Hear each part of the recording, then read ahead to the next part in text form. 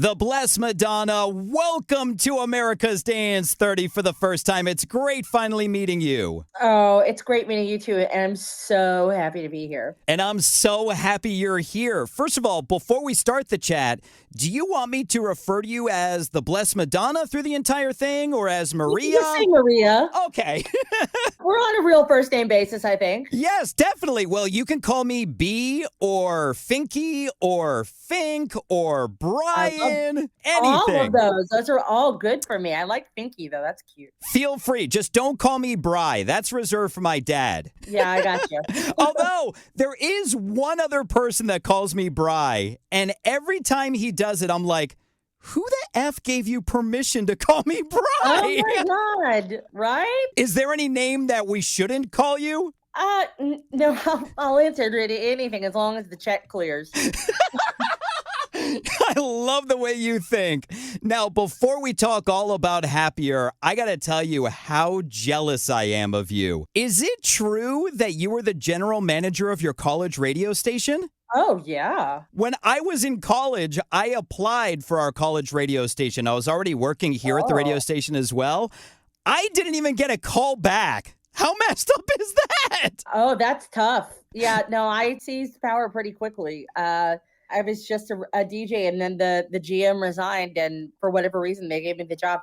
And actually, I sort of miss it terribly in a way. It was barely a radio station, WLCV 1390 AM, broadcasting to the tri-block area of the University of Louisville. It was good when webcasting became a thing because then people could actually hear us. But yeah, we were more of a social club than an actual radio station. We had a little mini car called the Squirrel Killer that said that across the front bumper.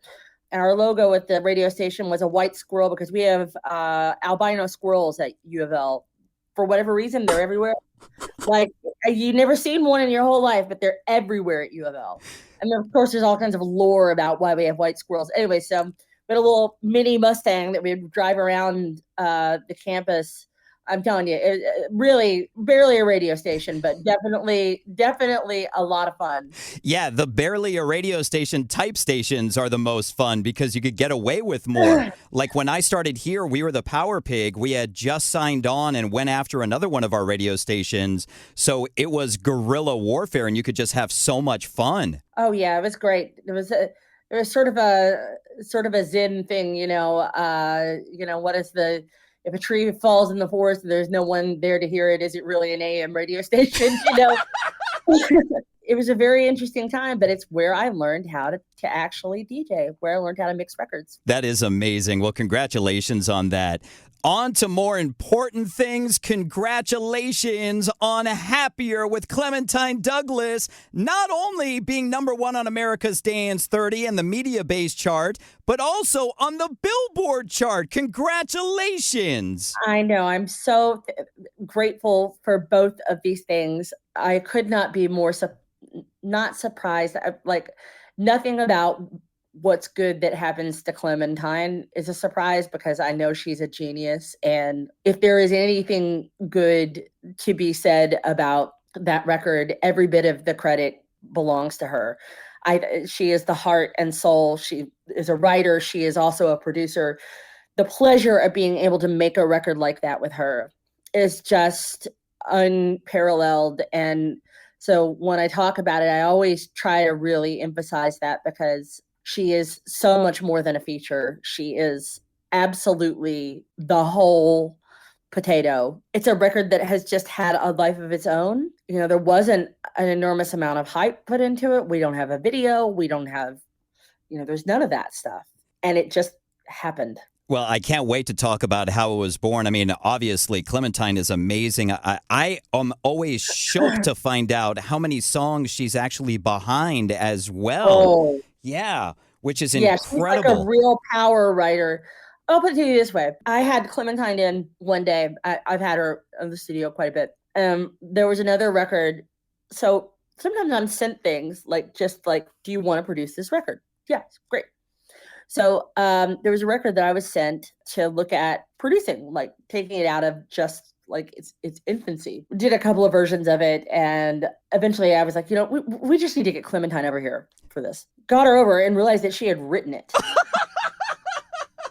And she like didn't even initially remember because it had come to me through someone else. That's the most amazing thing about producing records. Usually, virtually 100% of everything that I touch from beginning to end. But there's only a couple of times that something has come to me. And incidentally, that has always been related to Clementine. That is incredible. I think it was... Oh, was it Dom Dalla's song, I think? And I couldn't believe that I found out that it was her, too. I'm like, what the heck is going on here? She's written hundreds of songs. I mean, she's one of those people. She's like Carole King or something. She's just, it's just like a power writer. And now I'm into that world also where I'm writing songs for other people and top lining and doing all of that stuff. And it's a world that I just was not super familiar with until the last couple of years. And she's one of the people that I just have the most respect for, because it really, I think you could look at that in two ways. There are some people that feel like this volume of stuff, or people who are like just, prolific writers, that somehow there's like a downside to it, or people working together, that there's a downside to it. For me, when I look at it, I'm like, that's every song that was on the radio in the 60s. That's the Brill Building. That's Carole King and Paul Anka and all these people who wrote, they have their own careers, but they also wrote hundreds of songs for other people and with people. I mean, there was a point where Carole King and Paul Anka sat back to back in the same room in the Brill Building, just writing songs on typewriters. Wow. I actually think that's beautiful. Yeah, that's amazing. Enough about Clementine. We know how amazing she is. Before we talk all about how the song was born with you guys, let's get to know the Blessed Madonna a little better with Finky's firsts. Hit me, baby.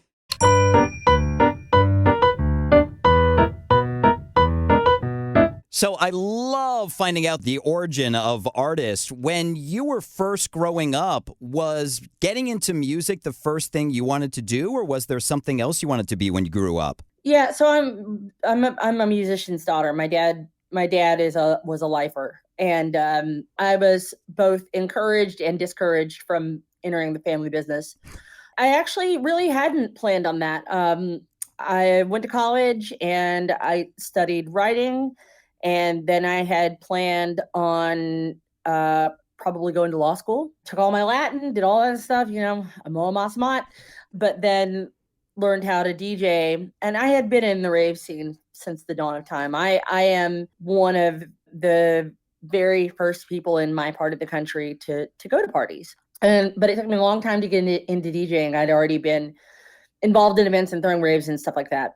And so it was not my first path. I was pulled very much off my plan and my dad's plan. He was I think he was very relieved to think that I would not spend my life on tour. Whoops. Whoops. Well, what's ironic is I actually wanted to get into law too, because I loved arguing. But then I kind of saw all the work that went into it. I'm like, and then I fell in love with radio. I'm like, nah, I'm good. I'll stick with radio. I still have fantasies about breaking off and doing law, but no, it was the right choice for me. I understand why my dad was reticent. It's a hard job. It's a great job, but you can't really be prepared for it. Even me, even a kid who grew up in a van with a band on the road, that was, I would go with my dad and sell merch at his shows. So if anybody was going to be prepared for this, it was me, and I still was fully unprepared. Yeah, I'm still not prepared. Yeah, it's a tough industry. It's definitely a tough industry. Now, as mentioned, the Blessed Madonna obviously isn't your real name, and it is not. And breaking news. And you Yes. had a previous artist name as the Black Madonna. But Yeah. when you were deciding on an artist project, were those the first names you were going to go with, or were there other names you were considering? Oh, well, like everybody in techno, I put out records under 1,000 different names. Really? Oh, yeah. Can A you lot of share them some will of never. them? Oh, no. Some of them will never be revealed. And also, I wrote for other people. Like before I even ever had a record out or was touring, I would write for other people and do like production and like ghost writing and stuff. So I've had many lives, and I think one of the nice things about dance music is being able to kind of slip through names like that. Anybody that's been around for at least 15, 20 years will have a minimum of 10 monikers. That's For so real. incredible. No, I know. I remember back in the day, it was also a lot bigger than it is now. But yeah, a lot of artists have many monikers. Speaking of your many names and many lives and incredible discog, of course, including your number one, Happier. But do you remember the first song you ever produced? Yeah, actually, I do. I was living in Kentucky, and this is in the days when there was a program called Reason that many Absolutely. people used. So this was like 2000, maybe four or so, and I was just trying to learn. And yeah, I made a couple of things, and actually, right off the bat, Felix the House Cat had wanted to sign one of them, and then it didn't happen because his label changed hands. But that's part of the reason that I went to Chicago was to I had gotten just enough positive feedback from somebody that I admired creatively that I thought maybe I better go try to chase this. Then you expect like, well, it'll happen quickly, and It does not. it does not. I was just in the studio all the time, just making records and records and records and records and records and records. And I thought, well, maybe I'll make like 10, 20 of them and then something will pop off. Well, nothing. I mean, for a decade. And even then, it was just a very hurry up and wait situation. Then suddenly everything changes. And I can't explain why that moment happened. And even now, like, I'm going through another wave of like change in terms of just doing so much work that the work is changing and what it sounds like and what I'm able to do. And that part of it is wonderful because there's still like mystery and surprise. And, I'm not somebody that passes things off. Like when I'm not on the road, I'm in the studio about 50 hours a week with a really tight crew of people. I run a studio called Godspeed. We just have people in writing constantly, every day, all the time. Even when I'm gone, my partner there, he's in there, right now. He's like with anybody, like he's working with everybody. When I'm in there, it's anybody, and we work on each other's stuff. And people fly in, and we all sit on the floor. It's a room about the size of a walk-in closet. It's not fancy, but it's been a really special space. So there's still room for surprise and magic, and like to like learn things and to learn really how to write.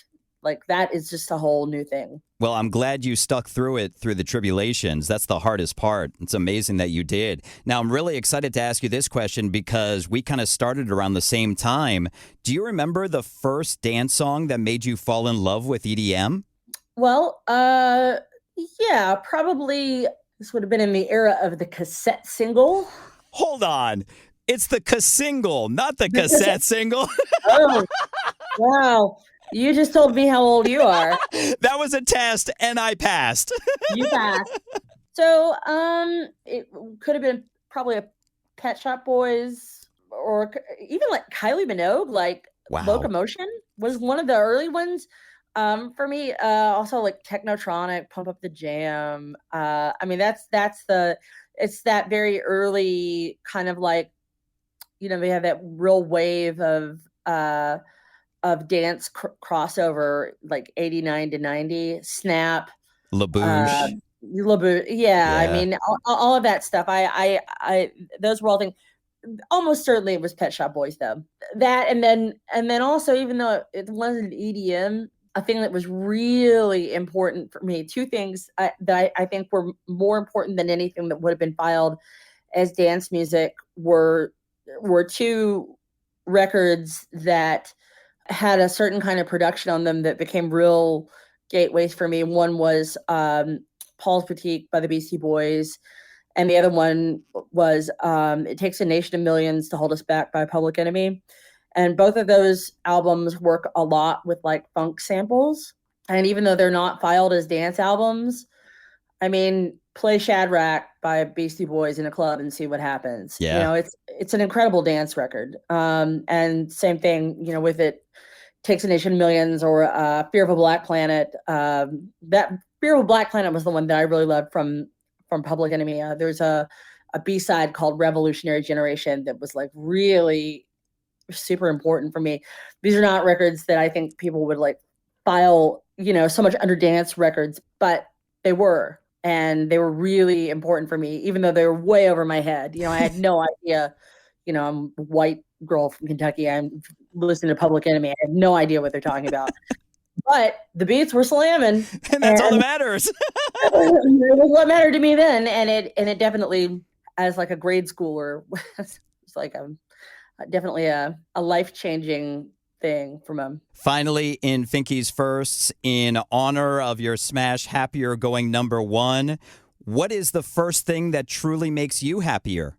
My husband. You know, we've been together for 13 years and I'm down bad. Like I love him. I love him terrible. It's awful. I like him more than I did when we started dating, and that's really saying something. But I almost feel like I should like throw that out. Like it's like, you know, when you're grading on a curve and you throw out the highest score and the lowest. But a very close second is my dog, Lucy, who I'm almost equally obsessed with, and I FaceTime with him, and like I will be FaceTiming with him after I'm done with you. I love my dog very much, and I have two dogs. They're very legendary in their own right. My other dog, she got to go to Berghain in Berlin, a club that sometimes people can't get into. She's pretty legendary. She's a great after party dog. But Bootsy also, that's my main man. That's my dude. I miss him very much. And actually, the lady that cleans my house loves him so much that she just went on vacation. And when she was gone, she knitted versions of both of my dogs. I was like, Ramona. She was like, I miss them so much. So that's how I would say dogs. But yeah, dogs. Well, I'm a fur parent as well, so I completely get that. And I think I've done an amazing job of not holding it against you that you're a dog parent when I'm a cat dad. So. Oh, you're a cat. You're a cat. That's all right. I accept cats. Thank you. Let's talk about this smash. You know, it is so incredible because it's got not only like an old sound to it, but a new sound to it. And Clementine, as we were talking about, I think she sounds possibly the best she's ever sounded on this song. No question. How was Happier born? Happier, like I said, it doesn't exist without Clementine. She is the force behind it. That's the one word answer there. But I knew when I was working on it that the goal would be, when I heard it, and I talk about this a lot, like I think there are forever records that kind of live a little bit outside of time and space. For me, that was one of the things that I wanted to make sure to really do, to where you couldn't tell when it was made. And it went through a lot of versions. There were many versions of it. And it was one of the first records that I ever like really road tested, like that I rolled out versions of it in front of people. So you see different videos where like there are slight differences, and you'll see in the comments somebody going, this seems like faster. You know, this kind of thing. And it's like, well, yeah, it is. It's like 10 beats per minute faster. And this, so there was a lot of that kind of thing. But you know, I was really trying to like think about leaving space in it and to not overburden it with too many elements, because the records that I love always kind of have that openness in them. And when I tell you, I'm not somebody, some people are like, oh, well, if it doesn't work immediately, then you just move on, whatever. And I'm not like that. I will just keep doing things. There are songs that I have workshopped literally for years. Wow. And when you get them, it's so gratifying. Mercy. Mercy, that's a 7-year-old record. I started that like 2 weeks after I moved to London, and now I am a permanent resident of London. And that thing just came off the charts in Italy like 2 weeks ago. So I hang in there with stuff. And even the version that's on my album, I've still pushed out further. Like it's like all live Latin percussion on the album version. So Happier was one of the first ones that I did that in front of people. Usually I'm just kind of doing it myself in the background, but I was really encouraged to try things in front of people, which was a new thing for me. And I knew that I got it right the first time I played it at Smart Bar when my friend Rupert, who we used to tour together, he was also my tour manager. We learned how to make records together. We worked with it. Like we've done everything together since like forever. When I put on Happier and he goes, "Oh, I know this. I love this song." And I thought, he's never heard this before. And I thought, that's, you got it right when it feels like when you hear something like you're coming home to it. Like a great record has always existed, right? You didn't make it. It's like a fossil or something. You know, maybe you uncovered it or pointed it out or whatever, but you didn't discover anything. I think there are certain kinds of records, not all of them. Some records really are innovative and you create it and it's a totally new thing. And that's a totally different kind of thing. But sometimes when you're making records, you find it. And then it's just your job to clean it off and present it in a way. And I think that was always what I was trying to do, was to like get out of the way of the song. And producing is a word that has so many meanings in dance music in particular. Some people think that producing is writing. Some people think that producing is engineering. And then there's producing. And they're all related. And sometimes they're the same thing. And sometimes they're different. And sometimes you do them all. And sometimes it's many things. That said, this is one where it was just really, it felt like just trying to get out of the way of it so you could see the contours of it, and to try to put it in a place that was a little bit outside of time so that it would feel familiar even if you'd never heard it before. Well, you guys absolutely accomplished that because it is a smash. Now, how long ago did you guys start working on it? Oh my God, over a year? Oh, wow. Year and a half? I couldn't tell you. You didn't understand. I'm in the middle of, I've just finished my album, but I made like over 100 records for it or something. So there's just been like, and then also remixes for other people and writing for other people. So it's just like this kind of constant where Clementine is not the only one who forgets when they write something. Oh, I'm here to tell you, it happened to me. When I came back from Christmas break, I went back in the studio and I ran, my partner met me there. And we were going over music, like kind of picking up where we left off. And I was like, what is this? And he was like, my nickname is Marge. He's like, Marge, you wrote it. And I was like, right. Okay. Oh my God, it's hilarious. So it's been kind of a blur. And I think what I've been really trying to do as I've entered like proper songwriting over like since COVID, that was, like I had to learn how to write songs because I wasn't just going to be able to go out and DJ. So there was a kind of like, I have to learn how to do this so that I can, have a job. And, was just so pulled into it that the world of writing and real true like song making, which is so different than making tracks. It's so different. And there's nothing wrong with making tracks. My favorite records are tracks. Right. Like I wouldn't call them a song. I would call them a track. Many of the some of them are just drum tracks. So I'm not placing myself anywhere like above what that is. And in fact, I think probably most tracks are more important than most songs I'll ever write. That said, once you get pulled into real, like what it means to write a song or to work in a group, to get in somebody's head, to try to get an idea out of it, to try to, you enter into such a place of like creative intimacy with people. It becomes really addictive and really delicious. And, at the end of the day, you don't feel like you have had gas taken out of the tank. You have it put back in. And it's just such a very different thing. So, with Happier, it was one of the first ones where it was like, okay, I'm going to work with other people and we're going to try to crack this nut. And there's 5011 versions of it. And I found it. But it was really a record that kind of opened my head in a way that not anything had before. Well, congratulations on it, because it truly is an amazing song and track. Thank you. It's just absolutely one of my favorite songs on the radio right now. Congratulations on it going number one. It is such an honor chatting with you. The Blessed Madonna, thank you for your time with us on America's Dance 30. And thank you. It's an honor to be here, and thanks for taking such good care of me and for playing the record and loving it. I really appreciate it.